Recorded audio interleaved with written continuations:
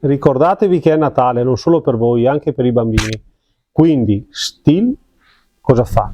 Fa una serie di giocattoli che vanno a riprodurre in scala gli attrezzi, quelli veri, quelli per i grandi, e li fanno anche funzionare. Funzionare come? Riproducono il rumore, l'accensione, riproducono il flusso d'aria, se è il soffiatore, riproducono il movimento del filo del decespugliatore con le luci, riproducono il rumore della motosega quando va alta di giri. Facciamo così. Qui ho la possibilità di aumentare più o meno il volume del rumore della motosega. La accendo.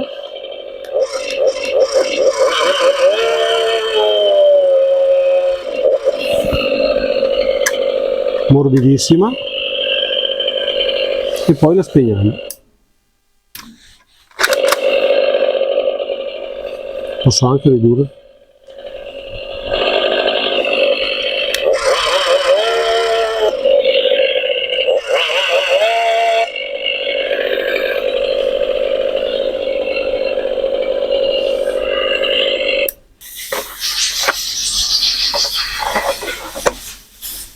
Spingiamo, sappiamo quanto è carico e poi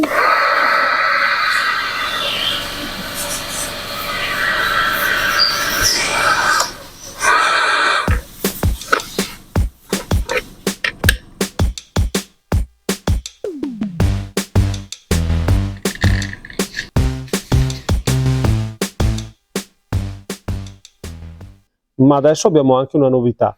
Abbiamo l'idropulitrice che oltre a riprodurre il rumore manda fuori acqua.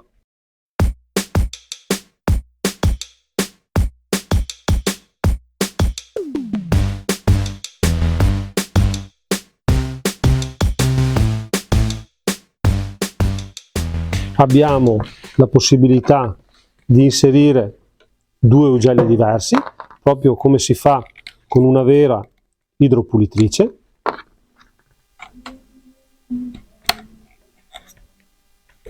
Alle guarnizioni che sono con la stessa tenuta.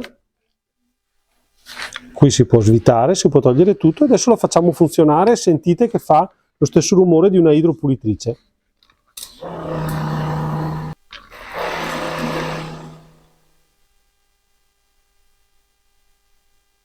Che dite?